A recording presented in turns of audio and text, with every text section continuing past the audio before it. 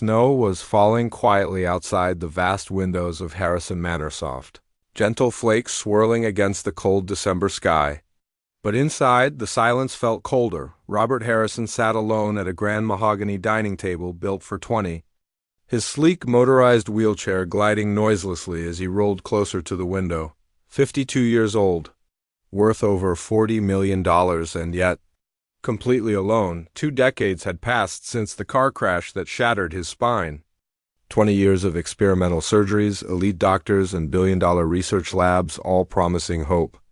None delivering it. The only thing Robert could feel now was the cold steel of the chair beneath him, and the hollowness that came with being untouchable. His wife had left 15 years ago. His so-called friends had vanished shortly after. Even his aging mother, once his greatest comfort, came by less and less, her heart too fragile to bear seeing her son like this. Robert pushed away. His barely touched dinner. Again, he rolled himself into the study, where portraits of proud, standing ancestors loomed silently on the walls. Through the frosted glass, he watched pedestrians rush past on the icy street below, walking, laughing, living. A knock startled him, not loud, just gentle, the kind of knock that didn't belong in his world. He wheeled himself to the back door, the servants' entrance. The help had left hours ago. He wasn't expecting anyone. Yet the knocking came again, soft but steady. He opened the heavy door, and standing there, bundled in a thin, tattered jacket, was a little girl no older than 6. Her tangled brown hair clung to her cheeks, and her shoes had worn holes that let the snow soak her socks. "Mister," she whispered, blue eyes locked on his, "do you have any food you're not gonna eat?" Robert blinked. He'd spent 2 decades fending off gold diggers, con men, and opportunists. But never had someone, especially a child, asked for his leftovers. He found his voice. "What are you doing out here alone?" She pointed across the street to a crumbling apartment building. "I live there with my mama. She's working late. I got hungry." Mrs. Patterson said rich people throw out good food. Her honesty was disarming. Her eyes held no fear, no pity, no judgment of his wheelchair. "What's your name?" Robert asked. "Lily Thompson," she said proudly. "What's yours?" He hesitated. "Robert Harrison. But you can call me Bob." Lily smiled, and something inside him shifted. Something he hadn't felt in years. She stepped closer. "I can make you a deal, Mr. Bob. You give me that food, and I'll give you something better." He almost chuckled. "Better than food? Better than anything," she said. "I can make you walk again." The words slammed into him. For a moment, rage stirred. Was this another cruel promise? Another person offering fake hope? But Lily didn't look like a liar. She looked like a child who believed what she said with her whole heart. "I can make you walk," she repeated, calmly. "I've done it before," Bob laughed. Not because he believed her, but because, for once, someone wasn't asking him for money. She was offering something instead. He handed her the food. She promised she'd return tomorrow, and for the first time in decades, Robert Harrison found himself waiting. The next morning, Mrs. Chun, his housekeeper, knocked gently at his study door. "Sir?" she said softly, almost surprised. "There's a little girl at the door. She's asking for you." "Send her in," Bob said softly. Lily stepped into the dining room, still wearing her same tattered coat and scuffed shoes, but somehow she looked brighter in the soft morning light. In her small hands she held a crinkled brown paper bag. "Good morning, Mr. Bob," she chirped, eyes sparkling. "I brought you something." Bob blinked. "You brought me something?" That sentence didn't fit in his world. People came to him to take, they didn't give. Not without a catch. Lily reached into the bag and pulled out a slightly wilted flower, clearly plucked from someone's garden. "My mama says, when someone's kind to you, you should be kind back. This is for giving me dinner." Bob accepted it with both hands, unable to remember the last time someone gave him a gift, let alone with this kind of sincerity. "Thank you." "Lily," he said, his voice rough with something unspoken. "That's very thoughtful." Then she asked, "Can I see your legs?" From anyone else, the question would have made his walls go up instantly. But from Lily it felt like pure curiosity. They don't work, Bob replied carefully. I can't feel them, not at all. Can I touch them? That made him pause. Even the best doctors touched his legs like clinical puzzles. No one had touched them with kindness in over 20 years. I suppose, he finally said. Lily knelt beside him, gently placing her small hands on his knee through his pants. Her touch was warm, soft. For a second, just 1 second, he thought he felt something. Not quite sensation, but presence. They're not broken, she said matter-of-factly. They're just sleeping, really, really tired. But everything wakes up eventually. Bob offered a sad smile. Lily, my legs aren't sleeping. They're damaged? Permanently? That's what the doctors say? Lily shook her head like she'd heard that story before. Doctors don't know everything. When I was little, I didn't talk for 3 whole years. The doctor said I had brain problems. But then one day I just started talking, and now my mom says I never stop. She grinned, and somehow Bob found himself wanting to believe. And how exactly do you plan to make me walk? He asked, amused. Lily climbed onto the chair across from him, her legs swinging beneath her. First, you have to want to walk for the right reasons. The right reasons? She nodded. Most people want stuff just for themselves, but that's not how magic works. You have to want to walk so you can help other people. Bob almost laughed. Magic, but something about the way she said it like. It was the most normal thing in the world made him listen. I've wanted to walk for 20 years, he said. Trust me, I want it more than anything, but why? Lily pressed. To get my life back, he said slowly. To be who I used to be, normal, Lily shook her head. That's still for you. What if you could walk again, but only if you used your legs to help other people? Would you still want it? The question hit him harder than expected. No one had ever asked him that before. I don't know, he admitted. That's okay, Lily smiled. We've got time to figure it out. Can I come back tomorrow? Bob didn't hesitate. Yes, please do. As she skipped toward the door, she turned back and added, Oh, and Mr. Bob? You should eat your breakfast. You're gonna need your strength. For the first time in months? Bob actually wanted to. Across the street, Maggie Thompson slammed open the door to their cramped one-bedroom apartment, breathless from her second job. At 28, she looked older, worn from years of raising Lily alone, juggling 3 jobs and barely scraping by. Lily? Baby? I'm here, Mama. Lily called out cheerfully from the kitchen. Coloring Maggie rushed in, scanning her child with sharp eyes trained to catch danger. Mrs. Patterson said you were gone for hours yesterday. Where did you go? I made a new friend. What kind of friend? Maggie's heart clenched. In their neighborhood, friend could mean anything. His name is Mr. Bob, Lily said. Brightly, he lives in the big house. He's in a wheelchair and really sad, but I'm gonna help him walk again. Maggie froze. A rich adult man she didn't know? And her little girl alone with him? Lily, honey. You can't just go into people's houses, especially strangers. That's not safe, but he's not a stranger anymore, he's nice. He gave me food when I was hungry. You were hungry? Maggie's voice cracked. I just needed a little bit, Lily said quickly. He had lots he didn't eat. He let me touch his legs. That did it. He what? I just wanted to see why they don't work. They're sleeping, Mama, but I can wake them up. Maggie yanked Lily into her arms, holding her tightly. Her daughter's innocence was beautiful and terrifying. Lily didn't know the world like Maggie did. She didn't know that some smiles had teeth behind them. Baby, promise me something, Maggie whispered. Don't go to that house again. Please, I know you want to help people, but sometimes grown-ups who seem nice aren't. They hide things. Lily's face fell. But Mr. Bob is good. He's just lonely. Before Maggie could respond, there was a knock at the door. Maggie was running on fumes, 4 hours of sleep and 2 cups of cheap coffee barely holding her together. While Bob fumbled with a sleek espresso machine in a kitchen straight out of a luxury catalog, Lily wandered through the grand estate.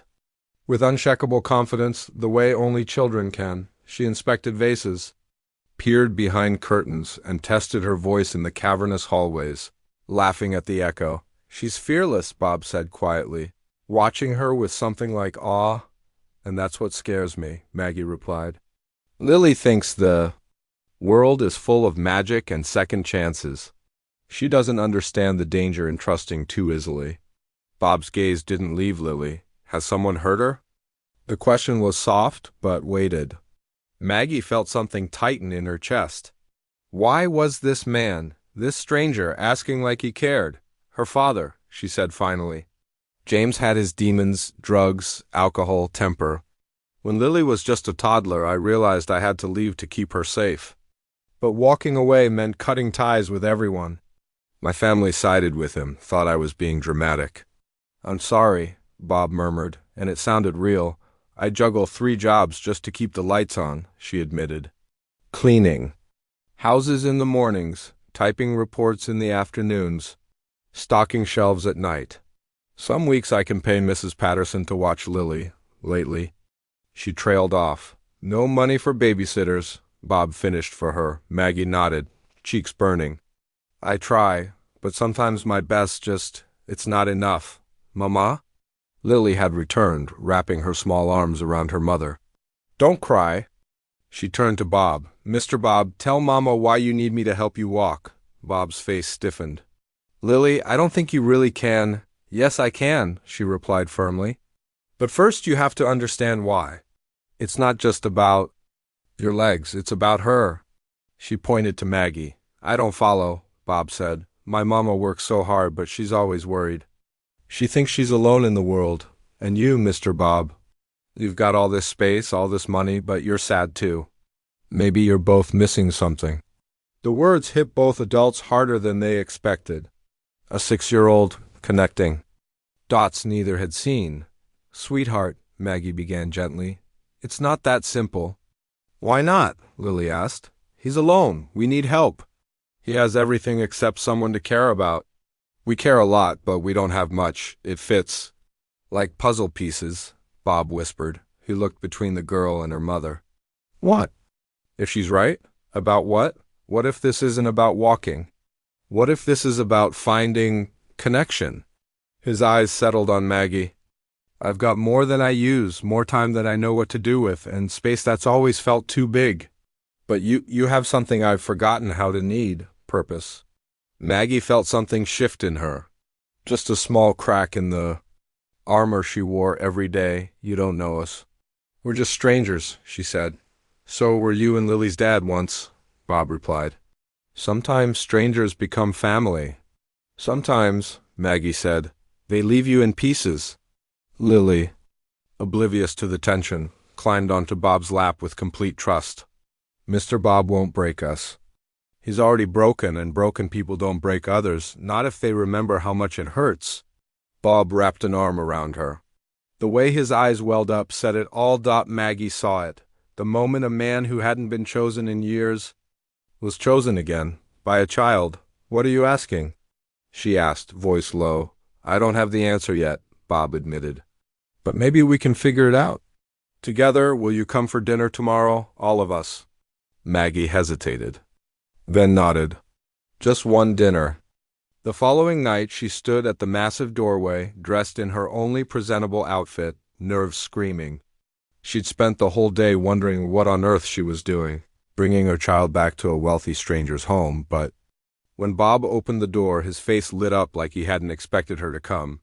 You really came, he said, voice soft. Lily didn't let me back out. Maggie said with a nervous smile. The dining room had been transformed. Instead of the long, intimidating banquet table, Bob had arranged a small round one by the window. Candlelight danced gently, and instead of crystal, they ate on plates decorated with cartoon stars. This is lovely, Maggie said, caught off guard. I wanted it to feel warm. Like a place people actually live in, Bob said. It's been a long time since I remembered what that felt like. The evening flowed with unexpected ease. Bob had ordered Italian food, real Italian, not microwave lasagna. And somehow, the conversation never felt forced. They talked about Lily's favorite school subjects, Maggie's dreams of opening a cleaning business, and Bob's childhood. Before the accident, what did you want to be, Lily? Bob asked during dessert. A doctor, she said brightly. To help people feel better, like I'm doing for you. Maggie gave her daughter a cautious look. Honey, remember what we said? Mr. Harrison has seen many doctors. They all tried to fix his legs, Lily cut in. But I'm fixing something else. That silenced the room. Bob's fingers drifted to his chest. My heart? Lily nodded solemnly. It's all shut, hard. That's why your legs don't feel. Your heart forgot how to send love to them. That's not how the human body works, sweetheart, Maggie said. Maybe not for everyone, Lily shrugged. But maybe for Mr. Bob, it is. Bob chuckled quietly. Maybe when you stop feeling everything, your body forgets how to feel too. Lily grinned. Exactly. But if your heart starts to care again, the rest might remember how to follow. She glanced between the two adults. You both already care about each other, I can tell. Maggie blushed. Is it really that obvious? Lily nodded proudly. Super obvious. It's okay to care, Mama. It means your heart still works right.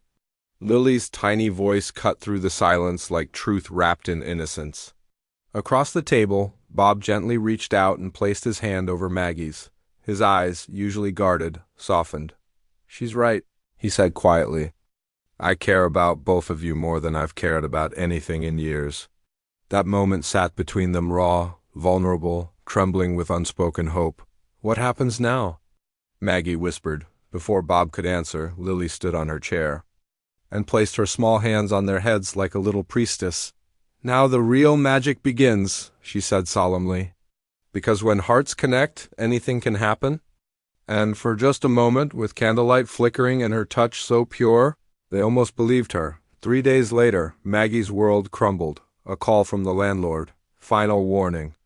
They were out by week's end. She sat on the edge of her bed, holding the eviction notice, tears slipping silently down her cheeks.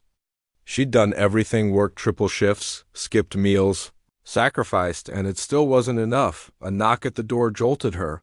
Probably Mrs. Patterson checking in again. But when she opened it, Bob sat there in his wheelchair, raincoat, damp, concern all over his face. I saw you crying through the window, he said gently. What's wrong? For a moment, Maggie's pride bristled. She'd survived alone for years. She didn't need saving, but the way he looked at her like someone who truly saw her shattered. The wall she'd been clinging to. We're being evicted, she admitted, her voice barely a whisper. 3 jobs, and still, it's not enough. Bob was quiet for a beat. How much? It doesn't matter. Even if I make this month, what about the next? What if? He said slowly. You didn't have to worry about rent again? Her eyes narrowed. What are you saying? Move. In with me. The words dropped like stones in still water. Maggie backed away. You don't know what you're offering. I do, Bob said firmly. I live in a house with 37 rooms. I use 5. There's a private suite on the ground floor, its own entrance, kitchen. You and Lily would have your own space. Your own life, I can't afford. You wouldn't pay rent. You'd help me? Help you how? Bob's voice turned quiet. By giving me a reason to wake up? By letting me be part of something good again. Just then, Lily's voice called from inside. Mama, is Mr. Bob here? She ran to the door and lit up at the sight of him. Are you here for your heart medicine? My what? He asked. The stuff that fixes broken hearts. When people care about each other, it works like medicine. Maggie glanced down at her daughter, then back at Bob. Could it really be that simple? What will people say? She murmured. A single mom, moving in with a man like you? Bob didn't hesitate. Let them talk. The people who matter will understand. The rest? They don't matter. Lily tugged her mother's sleeve. Remember what you told me? When you're drowning, you've got to let someone throw you a rope. Maggie had said that to Lily last week. Now the words turned back toward her. Is this a rope? She asked softly. Bob's eyes never left hers. It's whatever you need it to be. A beginning, a place to breathe. A home? Maggie closed her eyes, breathed deep, and opened them again to see both Bob and Lily watching her, one with anxiety, the other with calm faith. Okay, she said, but we have rules. Name them. We pull our weight. Lily and I aren't. Charity. Agreed, Bob nodded. You'll manage the house, run things I can't, you'll have purpose. And if it gets hard, we'll figure it out. Some things are worth that. Lily clapped, beaming. I told you magic was starting. And for the first time in years, Maggie allowed herself to believe. 2 weeks later, life inside Harrison Manor had found a rhythm Maggie never expected. She woke in a sunlit suite that felt like a palace. No longer consumed by survival, she managed. The home's operations answered months of backlog correspondence, scheduled repairs. For once, she felt useful, needed. Human. Lily had made the mansion her kingdom. She helped the gardener plant tulips, made Mrs. Chun laugh daily, and knew every delivery driver by name. Most importantly, she had appointed herself as Bob's heart doctor. Each morning, she marched into his study, serious as a surgeon. Time for your treatment, Mr. Bob. What's today's prescription, Dr. Lily? Gratitude, she'd say. Mrs. Chun made cookies. Eat one and name 3 good things. It became ritual, laughter, reflection, healing. Bob played along at first, but soon it wasn't pretend. Not for a man who had known nothing but emptiness. For 2 decades, not when the halls echoed with Lily's joy. Not when he looked up and saw Maggie laughing by the window. He was healing, and he knew it. When was the last time he'd felt peace? Bob sat still, stunned, a cookie crumb falling from his lap as he whispered, I'm content, Lily beamed. Told you, Mr. Bob, your heart's healing. He blinked. 3 good things? He repeated softly.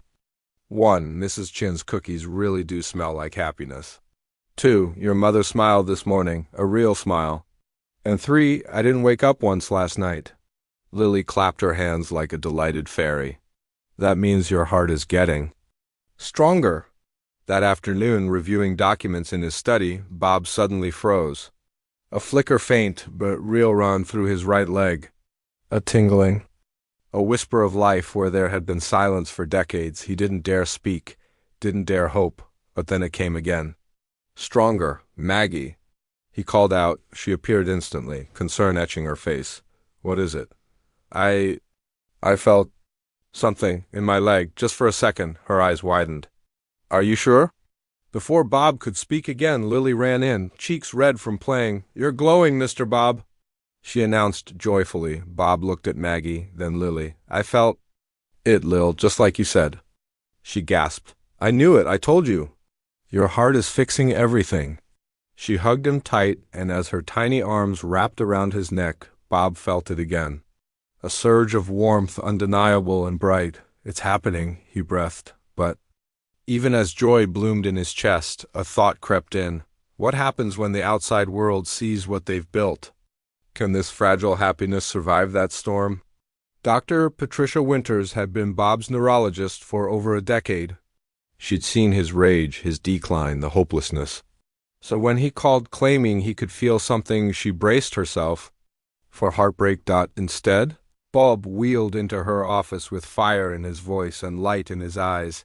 He described everything, the sensations, the movement. And this morning, he paused, I moved my toe. Dr. Winters blinked. You moved it? Maggie saw it. Lily said she could feel the energy flowing. Dr. Winters frowned. Who's Maggie? Lily? Bob smiled. Maggie Thompson? And her daughter Lily, they live with me. Maggie manages the house. Lily, she thinks she's my heart doctor. Instantly, alarm bells rang in the doctor's head. Vulnerable patient. Sudden companions. Unusual recovery. Has anyone asked you to change your treatment? She asked gently. Sign documents? Bob's tone shifted. You think they're manipulating me? I think ... you found hope. I just want to be sure it's safe. But Bob looked her in the eye. For the first time in 20 years, I want to live. If that's manipulation, I welcome it. The exam confirmed it. Minor, but real neurological improvements. I don't understand how, Dr. Winters admitted. But something's changing. I know the textbooks say it's impossible, she interrupted, voice softer now. Maybe the textbooks aren't the whole story. Later that evening, Bob shared the news. Lily nodded solemnly. Doctors and love. That's the best magic. and then someone watched them. From the edge of the property, curious, calculating the... Next morning, Maggie opened the door to a poised older woman. "I'm Elena Harrison," she said coldly. "Robert's mother." And just like that, everything was about to change? Lily, who'd been unusually quiet, suddenly spoke up. "Does this mean I can't be your family anymore?" Bob and Maggie turned to her, her small hands folded in her lap, her eyes too serious for a 6-year-old. "No, sweetheart," Maggie said gently, wrapping an arm around her. "You are our family. Nothing anyone says can change that." Bob leaned in. "The world can make noise, but the truth? The truth is in here," he said, pressing a hand to his heart. "And in here," he added, placing his hand over Lily's. She smiled then, though a tear slid down her cheek. That night, after Lily had fallen asleep between them on the oversized couch, Maggie whispered, "Do you regret any of this?" Bob shook his head slowly. "Only that it didn't happen sooner." Outside, across the street, the flash of a camera caught their silhouette through the window. The next morning, the photo appeared online, headline, "Millionaire's Breakdown or New Beginning?"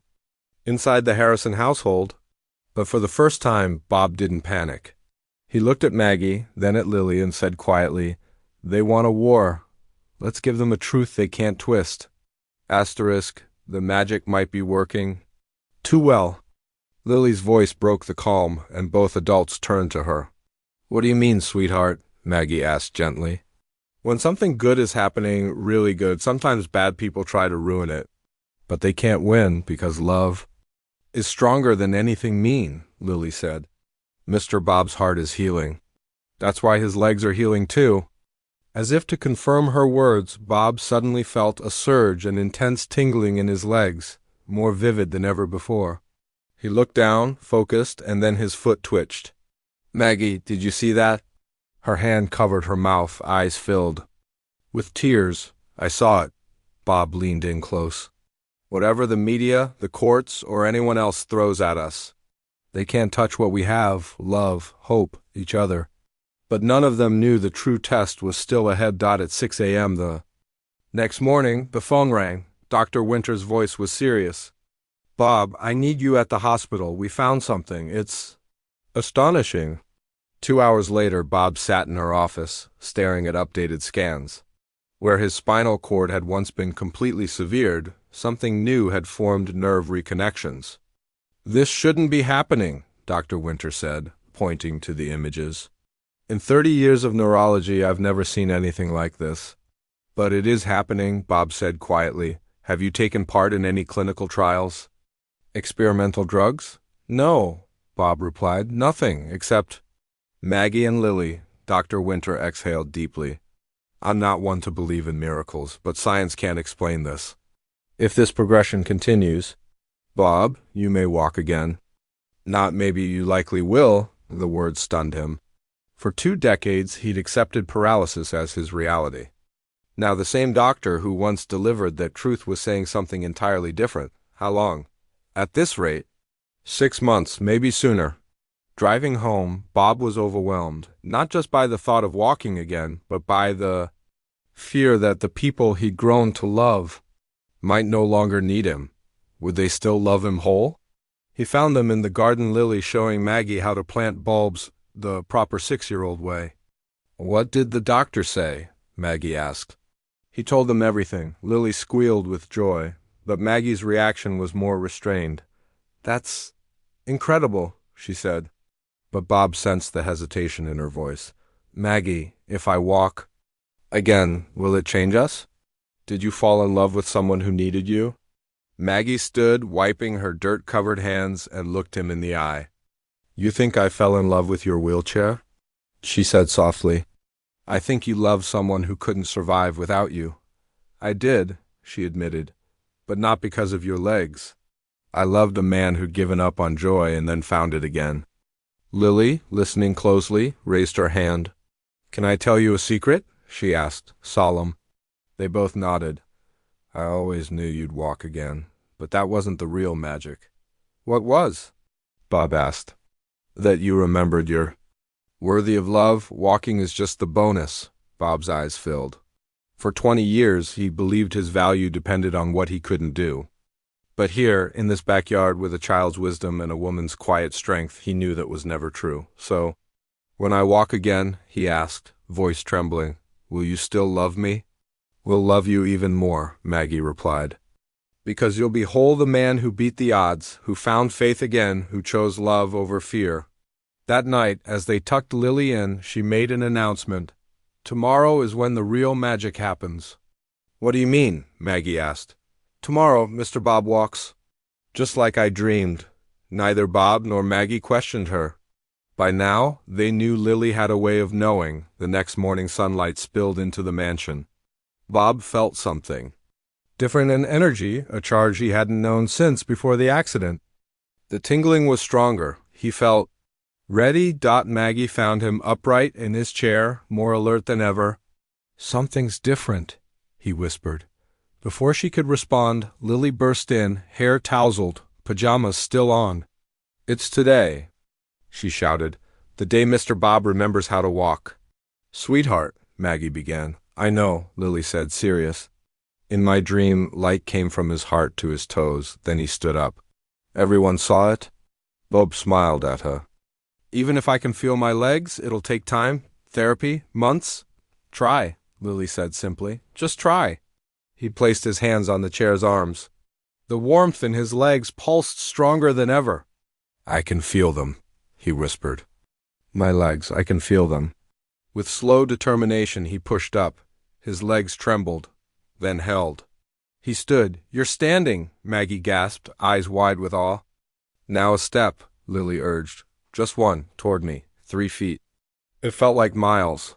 But Bob saw her tiny hands stretched forward, her face filled with belief. He lifted 1 foot.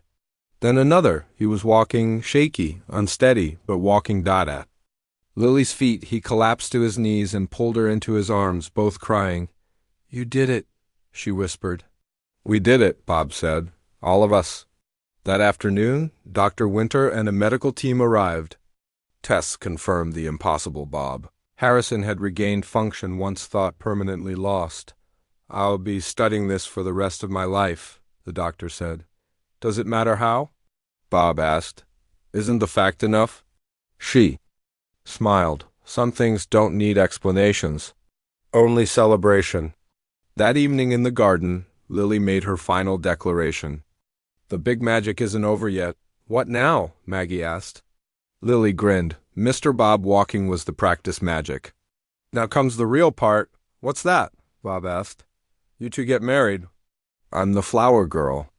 And we live happily ever after because this fairy tale is real. Bob and Maggie looked at each other, tears, smiles. Is that what you want? Bob asked quietly. It's what I've wanted since the day we met, she said. He took both their hands. Then let's prove once more that love makes the impossible inevitable. 6 months later, Bob Harrison walked down the aisle of St. Mary's Church, marrying Margaret Thompson. Lily, radiant in a flower girl dress, led the way. Eleanor watched, clutching a flower Lily had once given her, Dr. Winter.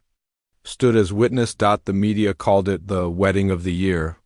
But for the 3 souls at the center, it was simply the next chapter in a story of hope, healing, and the love that rewrote fate itself. The true miracle wasn't just walking. Again, it was that love true, unwavering love made 3 broken people whole again. And when love is strong enough, even the impossible becomes destiny. Asterisk, if this story touched your heart, don't forget to like, subscribe, and share it with someone who still believes in miracles.